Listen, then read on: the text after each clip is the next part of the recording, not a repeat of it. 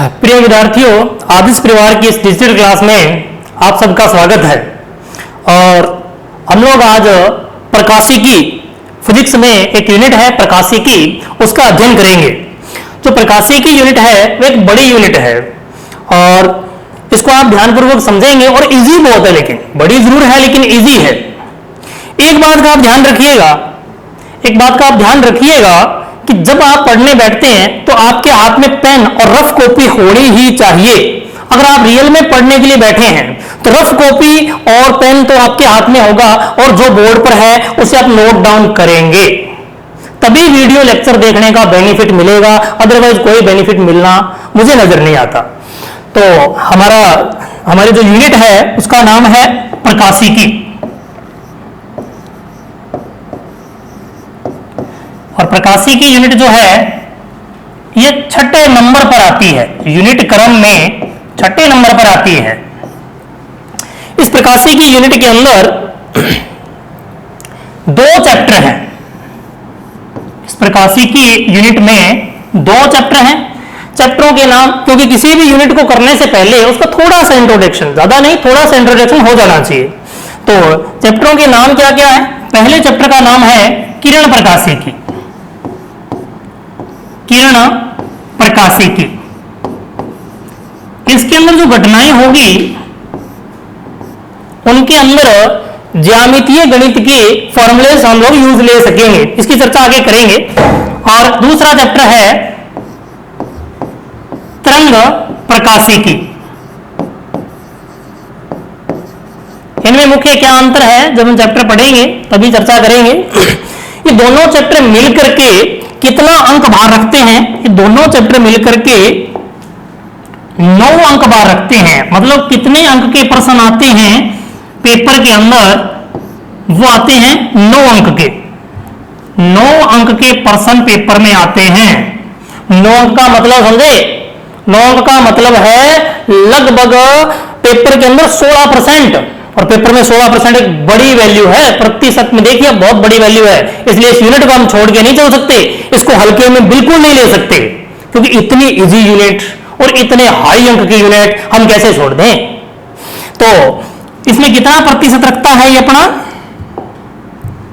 इसका प्रतिशत वैल्यू है, मैंने अभी बताया आपको कितने प्रतिशत इसका वेटेज है। पेपर में वेटेज है इसका 16%। 16% वेटेज है लगभग। कितने प्रश्न आते हैं इसमें से? इस यूनिट में से प्रश्न आते हैं बेटा 4 प्रश्न आते हैं। एक प्रश्न आता है 1 नंबर का, 2 प्रश्न आते हैं 2-2 अंक के, और एक प्रश्न आता है 4 अंक का। तो मैंने बताया आपको इसमें से एक प्रश्न तो आता है कितने अंक का? 1 अंक का। 2 प्रश्न आते हैं 2-2 अंक के, और एक प्रश्न आता है 4 अंक का। तो इनके अंक लिख देते हैं अपने।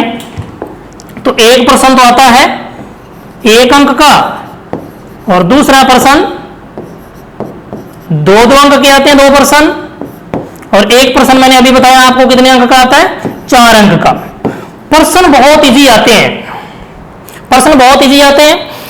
जैसे कि इसमें कैसा प्रश्न आएगा मैं आपको बताता हूं। मैं इसलिए बता रहा हूं क्योंकि आपने 10th कर रखी है, और 10th कर रखी है तो आप अपवर्तन, परावर्तन, पूर्ण आंतरिक परावर्तन ऐसे शब्दों से परिचित है या नहीं? है। लेंस की क्षमता, दर्पण का आवर्धन, इन सभी सूत्रों है, दर्पण सूत्र, लेंस सूत्र, सबसे परिचित हैं आप लोग। तो 1 अंक में ऐसा प्रश्न आता है बिल्कुल सिंपल प्रश्न, जैसे कि अपवर्तन किसे कहते हैं भाई, परावर्तन किसे कहते हैं, लेंस की क्षमता से क्या अभिप्राय है, बिल्कुल सिंपल प्रश्न आते हैं इसमें तो। और इसमें भी सिंपल प्रश्न देखिए, ये जो 1 अंक है इसमें भी इसी टाइप का ही प्रश्न आता है, लेकिन इसमें 2 टुकड़ों में आ सकता है। जैसे सिंपली मैं आपको बताऊं कि एक परिभाषा पूछ ली आपसे पूर्ण आंतरिक परावर्तन की, एक पूछ ली विवर्तन की। देखिए ये विवर्तन वगैरह इस चैप्टर में पढ़ने वाले हैं आप, और ये जो पूर्ण आंतरिक परावर्तन है इस चैप्टर में पढ़ने वाले हैं। तो ऐसा नहीं है, हम ये नहीं बता सकते कि सारे इसमें से आने हैं या इसमें से आने, या फिर इसमें से कितना आना है और इसमें से कितना आना है, हम नहीं जानते। ये पेपर बनाने वाला जानता है। तो फिर हमें इन दोनों यूनिट को तैयार करना पड़ेगा। तो इसमें कैसा प्रश्न बताया मैंने? परिभाषा, एक छोटा क्वेश्चन पूछ लिया न्यूमेरिकल टाइप्स का, ये भी चलता है। ये जो 4 अंक का है ये बड़ा प्रश्न दिखने में है, बड़ा है नहीं। क्यों नहीं है बड़ा? तो 2-3 टुकड़ों में आता है, 3 टुकड़ों में आराम से, मिनिमम प्राय 3 टुकड़ों में आता है। जैसे कि पहले कोई परिभाषा पूछ लिया आपसे, जैसे मैं प्रश्न आपको बना के बताता हूं कि जैसे आपसे पूछ लिया कि अपवर्तन किसे कहते हैं, और गोलीय पृष्ठ के लिए अपवर्तन सूत्र भी उत्पन्न करें, और तीसरे में पूछ लिया कि किरण चित्र खींची, तो 3 टुकड़े हो गए, तीनों के नंबर हो जाएंगे अलग अलग, और जोड़ कितना हो जाएगा? 4 अंक हो जाएगा। इस टाइप के प्रश्न इस यूनिट में से आपसे पूछे जाते हैं। तो ये बेसिक सा इंट्रोडक्शन हो गया प्रकाशिकी का, और अब हम लोग आगे पढ़ते हैं। प्रश्न उठता है, हम प्रकाशिकी पढ़ रहे हैं, प्रकाशिकी कहते किसे हैं? तो पहला प्रश्न हमारा बनता है कि प्रकाशिकी कहते किसे हैं?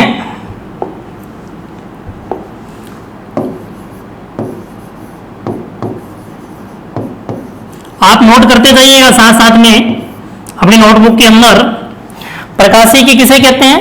तो अब जानिए, प्रकाशिकी भौतिक विज्ञान की वह शाखा है जिसमें प्रकाश का अध्ययन किया जाता है। लाइट, बल्ब से जो निकलती है वो वाली लाइट, हम लोग प्राय विद्युत को भी लाइट कह देते हैं, ठीक है। तो भौतिक विज्ञान की कौन सी शाखा है? भौतिक विज्ञान की वह शाखा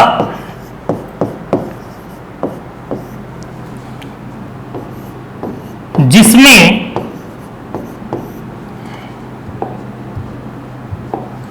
प्रकाश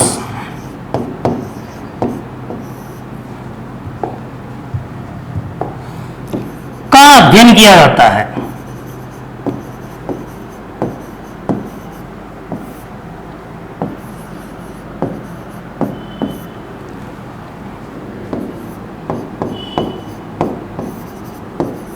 प्रकाश से संबंधित घटनाएं, प्रकाश से संबंधित घटनाओं का अध्ययन, या फिर दर्पण, लेंस, प्रिज्म, दूरदर्शी, नेत्र, सूक्ष्मदर्शी, ये सभी क्या है? प्रकाश से संबंधित ऑपरेटर्स है। इनका सभी का अध्ययन किसमें किया जाने वाला है? प्रकाशिकी में। अब प्रश्न उठता है कि प्रकाश क्या है? वैसे तो आप सभी लोग जानते हैं कि प्रकाश क्या है। प्रकाश है क्या?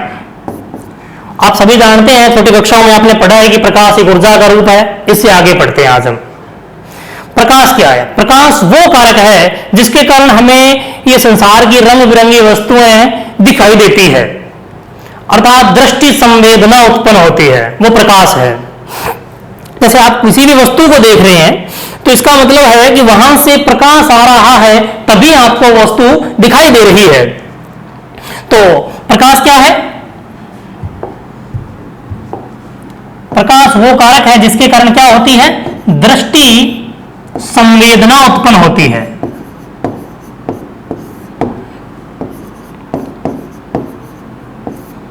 उत्पन्न होती है। और प्रकाश के बारे में क्या जानेंगे हम? वैसे तो आगे के चैप्टरों में डिटेल से पढ़ेंगे, लेकिन थोड़ा जानते हैं कि प्रकाश विद्युत चुंबकीय स्पेक्ट्रम का एक भाग है। विद्युत चुंबकीय स्पेक्ट्रम आपने नाम सुना होगा। विद्युत चुंबकीय स्पेक्ट्रम का भाग है प्रकाश। क्या है? विद्युत चुंबकीय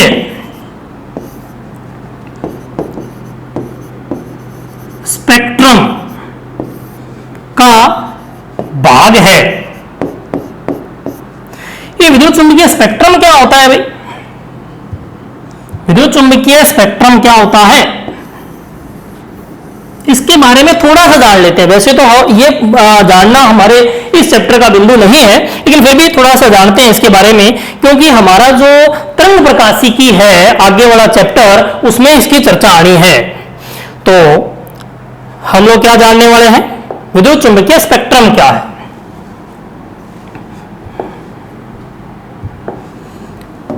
विद्युत चुंबकीय स्पेक्ट्रम बड़े काम की चीज है। आप साथ साथ में याद करने का प्रयत्न भी कीजिएगा। इसे स्पेक्ट्रम को याद रखिएगा आप। तो इस विद्युत चुंबकीय स्पेक्ट्रम में पहले हमने लिखा है गामा रे। गामा रे मतलब गामा किरणें। दूसरा हो गया एक्स किरणें, एक्स रे। और तीसरा हो गया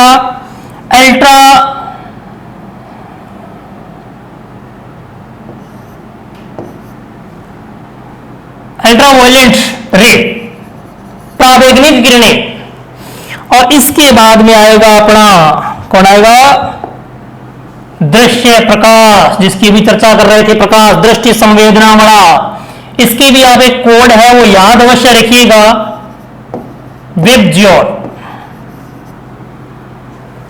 ठीक लिखा है, 1 2 3 4 5 6 7, ठीक है। और ये है किससे संबंधित कोड, प्रकाश से संबंधित कोड। आप में से कुछ बच्चों को तो ये पता भी होगा, नहीं पता है तो नो प्रॉब्लम, हम लोग जान लेंगे ये क्या होता है। और इसके बाद में है इंफ्रारेड किरणें, इंफ्रारेड रे, हिंदी में कहें तो विद्युत चुंबकीय तरंगें। और ये है माइक्रोवेव, सूक्ष्म तरंगें। और इसके बाद में रेडियो वेव, रेडियो तरंगें। अब आपने एक सबल सुना होगा, 11th में भी पढ़ा है आपने, तरंग दैर्ध्य। तो ये जो तरंगें हैं तो इनकी तरंग दैर्ध्य होगी अवश्य, कुछ ना कुछ तरंग दैर्ध्य होगी ही होगी। तो अपने बात करेंगे तरंग दैर्ध्य की। तो इस जो ये वॉयलेट बैंगनी प्रकाश किरण के शब्द यूज किया गया वी वॉयलेट, इसकी जो तरंग दैर्ध्य होती है वो आप ये मान सकते हैं कि लगभग 3800 एंगस्ट्रॉम के करीब होती है। और इधर ये आर शब्द यूज किया गया है रेड, लाल प्रकाश के लिए। इसकी तरंग दैर्ध्य 7600 एंगस्ट्रॉम के आसपास मानी जा सकती है। तो आप इसी से आइडिया लगा सकते हैं कि इधर से इधर जाने पर क्या बढ़ रही है, तरंग दैर्ध्य बढ़ रही है। तो सबसे कम तरंग दैर्ध्य किसकी होगी भाई, ये तरंग दैर्ध्य को किससे रिप्रेजेंट किया जाता है, लैम्डा से। लैम्डा क्या है, तरंग दैर्ध्य है। ये क्या है, कम से कम है। किसके लिए कम से कम है, गामा किरणों के लिए, गामा रे के लिए। और लैम्डा सबसे ज्यादा किसके लिए होने वाली है, लैम्डा सबसे ज्यादा होने वाली है रेडियो तरंगों के लिए, ये ज्यादा होगी। तो बताइए किधर से किधर जाने पर लैम्डा बढ़ेगी, बताइए किधर से किधर जाने पर लैम्डा बढ़ेगी। यदि आप लोग गामा किरणों की तरफ से रेडियो तरंगों की और रेडियो वेव की ओर जाते हैं तो क्या बढ़ेगी, तरंग दैर्ध्य बढ़ेगी। लैम्डा इधर से इधर जाने पर क्या होने वाली है, इंक्रीज होगी, वृद्धि होगी लैम्डा में। ओके, और आप इधर से इधर जाते हैं तो लैम्डा तो बढ़ रहा है, लेकिन आवर्ती जो है, आवर्ती आपने पढ़ी है 11th में, मुझे याद है जहां तक। आवर्ती जो है जिसे हम कई बार एफ से रिप्रेजेंट कर देते हैं, म्यू से भी रिप्रेजेंट कर देते हैं, उसमें क्या होने वाली है, कमी। आप एक याद रख लो, लैम्डा के उल्टा चल रहा है, किसने भी, आवर्ती में। लैम्डा बढ़ रहा है तो आवर्ती क्या हो रही है, कम हो रही है। ओके, तो ये आपने विद्युत चुंबकीय स्पेक्ट्रम का थोड़ा पढ़ा। इनका मैं बता देता हूं, ये वी का मतलब क्या है, वॉयलेट मतलब बैंगनी, आई का मतलब इंडिगो, इंडिगो मतलब आसमानी, और बी का मतलब क्या है, ब्लू, और जी का मतलब ग्रीन, और वाई का मतलब येलो, और ओ ऑरेंज, और आर रेड।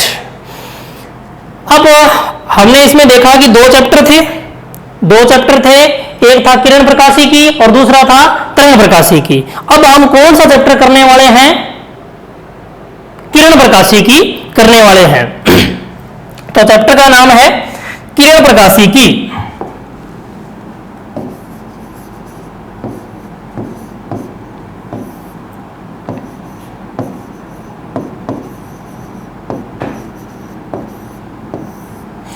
किरण प्रकाशी की चैप्टर की शुरुआत करने से पहले हम लोगों को यह थोड़ा सा जानना होगा कि किरण प्रकाशिकी में क्या पढ़ा जाएगा और तरंग प्रकाशिकी में क्या पढ़ा जाएगा। तो हम क्या जानने वाले हैं, किरण प्रकाशिकी की शुरुआत करने से पहले हम जानेंगे कि किरण प्रकाशिकी में किरण प्रकाशिकी में क्या पढ़ने वाले हैं?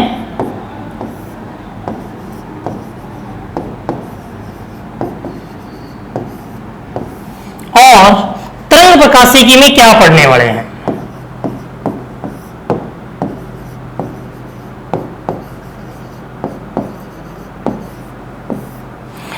देखिए, आप इसमें पढ़ेंगे अपवर्तन, परावर्तन, और इसमें भी अपवर्तन परावर्तन, ऐसे कैसे भी। अब कई बार ये हम लोग ये धारणा बना लेते हैं कि नहीं भी इसमें तो हम पढ़ने वाले हैं व्यतिकरण, ये नाम आएंगे आगे, व्यतिकरण, विवर्तन, दुर्वर्ण, ये पढ़ने वाले हैं। बिल्कुल ये भी पढ़ने वाले हैं, लेकिन परावर्तन अपवर्तन भी इसमें पढ़ा जाता है, और इसमें परावर्तन अपवर्तन पढ़ा जाता है। ये तो भाई ये दो नाम कैसे हुए? जब परावर्तन अपवर्तन इसमें पढ़ा जा रहा है, उसमें पढ़ा जा रहा है, तो इसका मतलब कुछ तो अलग पहचान होनी चाहिए इनके अलावा भी। तो मैं आपको एक सिंपल से पहचान बताता हूं। किरण प्रकाशिकी के अंदर जो ऑब्जेक्ट होता है, जो वस्तुएं होती है, उनका साइज बहुत बड़ा होता है। किसकी तुलना में?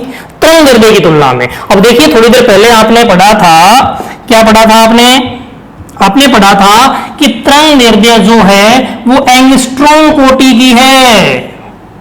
एंगस्ट्रॉम का मतलब आप में से बहुत से बालक जानते हैं 10 की पावर -10 मीटर, बहुत ही छोटी वैल्यू।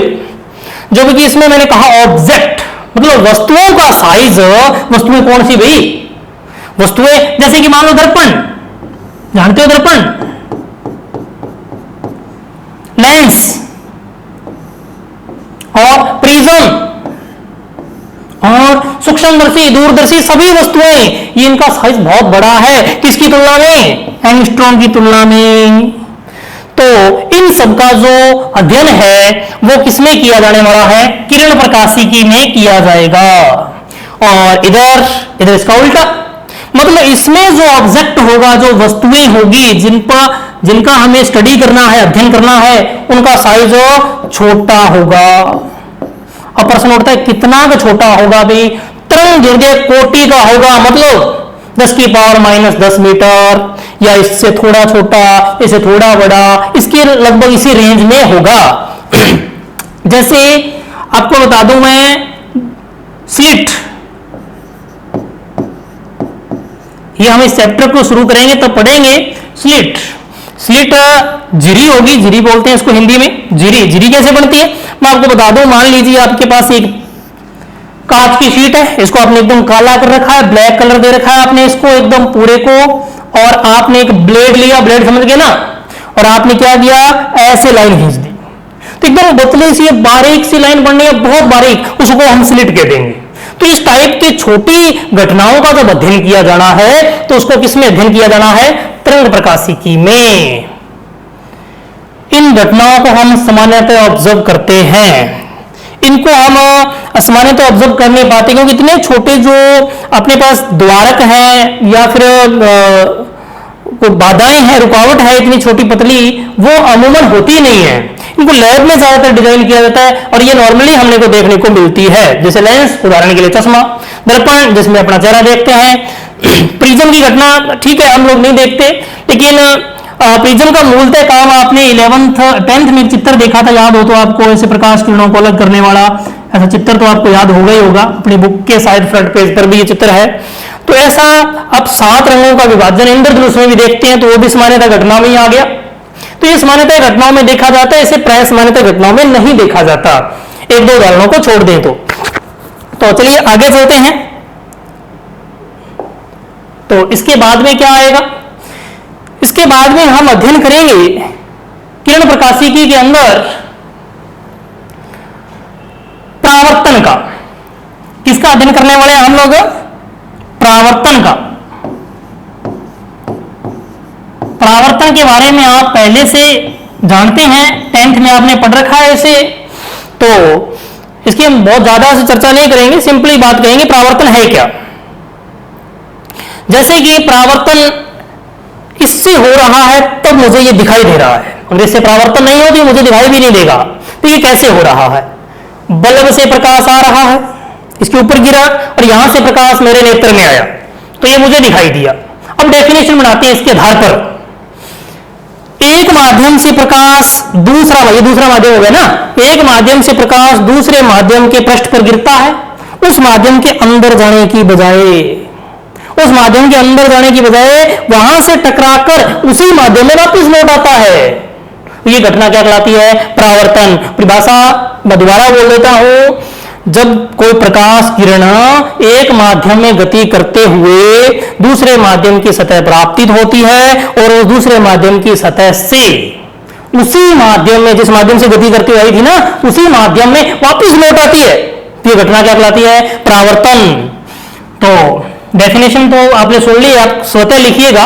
मैं बात करता हूं इसको एक्सप्लेन करने की चित्र के माध्यम से एक्सप्लेन करता हूं। ये लीजिए, मान लीजिए कोई सरफेस है, एक सतह है और ये सतह किसका काम करती है? परावर्तन का काम करती है और इस पर कोई प्रकाश किरण आपतित हो रही है। जैसे कि मान लीजिए ये प्रकाश किरण आपतित हो रही है, इस प्रकाश किरण को कौन सी प्रकाश किरण बोलेंगे? आपतित प्रकाश किरण, आपतित प्रकाश किरण बोलेंगे। एक बात मैं भूल गया बीच में, इसमें रोक करके मैं बताता हूं आपको कौन सी बात है कि किरण कैसे कहते हैं। ये शब्द आया तो मुझे याद आया, प्रकाश किरण, किरण किसे कहते हैं? देखिए प्रकाश जो होता है वो एक स्ट्रेट लाइन में चलता है। कैसी रेखा में चलता है? सीधी रेखा में चलता है प्रकाश। और जो प्रकाश का पथ होगा, जिस रास्ते पर वो चल रहा है, जो पथ होगा, उस पथ को ही हम क्या कहेंगे बेटा? उस पथ को हम कहेंगे किरण। याद रह जाएगा। जैसे कि प्रकाश इधर से इधर जा रहा है तो ये रास्ता हो गया ना उसका, ये हमने क्या दर्शाया है? रास्ता। इसको हम क्या बोल देंगे? किरण। कितना सिंपल है, बहुत सिंपल बात है कि जो प्रकाश का रास्ता है, जो पथ है, उसे हम क्या बोलेंगे? किरण। तो प्रकाश इधर से इधर आ रहा है तो ये क्या होगी? किरण हो गई। और किरणों का समूह, किरणों का पुंज प्रकाश का पुंज कहला देगा। ये एक शब्द है किताब में अपने दिया हुआ, प्रकाश पुंज। तो किरणों का जो समूह होगा, किरणों का जो बंडल होगा, वो क्या कहला देगा? प्रकाश पुंज कहला देगा। चलिए हमारे टॉपिक पर वापस आते हैं। तो एक प्रकाश किरण दूसरे माध्यम की सतह पर आ गई है, यहां से किधर जाएगी? देखिए इसका पता लगाने के लिए आपको अभिलंब बनाना पड़ेगा। ये अभिलंब कैसे बनता है आप याद रखिएगा। मैं अभिलंब से संबंधित दो बातें बताऊंगा, पूरे चैप्टर में काम आएगी, ध्यान से सुन लीजिएगा। पहली बात, अभिलंब उस बिंदु पर बनता है जहां प्रकाश किरण आपतित हो। दोबारा सुनिए, परावर्तक सतह के उस बिंदु पर बनेगा जहां आपतित हो रही है कौन? प्रकाश किरण। दूसरी बात, परावर्तक सतह के वो लंबवत बनेगा, मतलब परावर्तक सतह से कितने डिग्री कोण बनाएगा? 90 डिग्री कोण बनाएगा। तो देखिए अभिलंब कहां बनाना है? यहां पर बनाना है। ये कौन सा बिंदु है? आपतन बिंदु है। और अभिलंब बनेगा कैसे? अभिलंब बनेगा परावर्तक सतह के लंबवत, मतलब इस सतह से कितने डिग्री कोण बनाएगा? 90 डिग्री। बात समझ में आई? ठीक है। परावर्तन के नियमानुसार ये कोण कौन सा कोण? आपतित किरण और अभिलंब, इसका नाम क्या है? इसका नाम है अभिलंब।